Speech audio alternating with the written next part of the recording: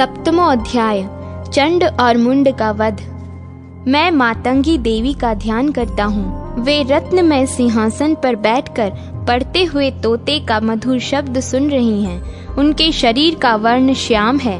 वे अपना एक पैर कमल पर रखे हुए हैं और मस्तक पर अर्धचंद्र धारण करती हैं। कल्हार पुष्पों की माला धारण किए वीणा बजाती हैं। उनके अंग में कसी हुई चोली शोभा पा रही है।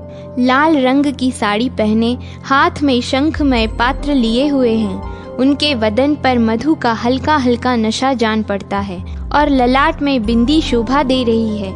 ऋषि कहते हैं, तदनंतर शुंभ की आज्ञा पाकर वे चंड मुंड आदि दैत्य चतुर्गिणी सेना के साथ अस्त्र शस्त्रों से सुसज्जित हो चल दिए।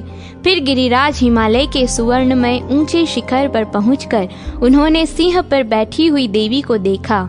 वे मंद मंद मुस्कुरा रही थी। उन्हें देखकर दैत्य लोग तत्परता से पकड़ने का उद्योग करने लगे। किसी ने धनुष तान लिया, किसी ने तलवार संभाली और कुछ लोग देवी के पास आकर खड़े हो गए। तब अंबिका ने उन शत्रुओं के प्रति बड़ा क्रोध किया। उस समय क्रोध के कारण उनका मुख काला पड़ गया, ललाट में भौहें टेढ़ी हो गईं और वहां से तुरंत विकराल मुखी काली प्रकट हुई, जो तलवार और पाश लिए हुए थीं। विचित्र खटवांग धारण किए और चीते के चर्म की साड़ी पहने नर मुंडों की माला से विभूषित थीं। उनके शरीर का मांस सूख गया था, केवल हड्डियों का ढांचा था, जिससे वे अत्यंत भयंकर जान पड़ती थीं। उनका मुख बहुत विशाल था। जीभ लपलपाने के कारण वे और भी डरावनी प्रतीत होती थीं। उनकी आंखें भीतर को धसी हुई और लाल थीं। वे भयंकर गर्जना से संपूर्ण दिशाओं को गुंजा रही थीं।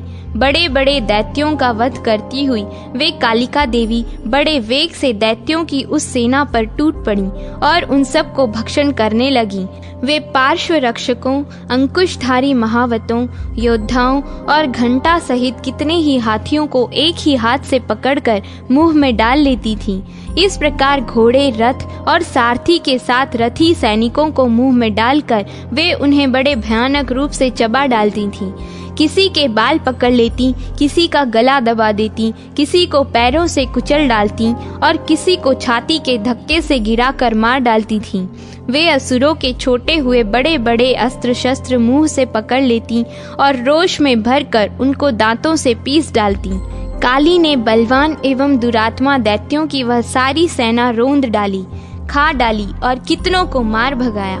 कोई तलवार के घाट उतारे गए, कोई खटवांग से पीटे गए और कितने ही असुर दांतों के अग्रभाग से कुचले जाकर मृत्यु को प्राप्त हुए। इस प्रकार देवी ने असुरों की उस सारी सेना को क्षण भर में मार गिराया।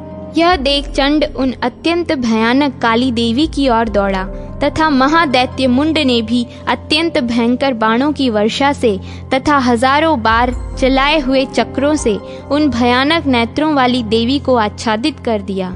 वे अनेकों चक्र देवी के मुख में समाते हुए ऐसे जान पड़े मानो सूर्य के बहुतेरे मंडल बादलों के उदर में प्रवेश कर रहे हों। तब भयंकर गर्जना करने वाली काली ने अत्यंत रोष में भरकर विकट अट्टहास किया। उस समय उनके विकराल वदन के भीतर कठिनता से देखे जा सकने वाले दांतों की प्रभा से वे अत्यंत उज्जवल दिखाई देती थीं। देवी ने बहुत बड़ी तलवार हाथ में ले हंग का उच्चारण करके चंड पर धावा किया और उसके केश पकड़कर उसी तलवार से उसका मस्तक काट डाला। चंड को मारा गया देख मुंड भी देवी की ओर दौड़ा। तब देवी ने रोष में भरकर उसे भी तलवार से घायल करके धरती पर सुला दिया। महापराक्रमी चंड और मुंड को मारा गया देख मरने से बची हुई बाकी सेना भय से व्याकुल हो चारों ओर भागने लगी। तदनंतर काली ने चंड और मुंड का मस्तक हाथ में ले चंडिका के पास जाकर प्रचंड अट्टहास करते हुए कहा, देवी, मैंने चंड और मुंड नामक इन दो महापशुओं को तुम्हें भेंट किया है। अब युद्ध यज्ञ में तुम शुंभ और निशुंभ का स्वयं ही वध करना।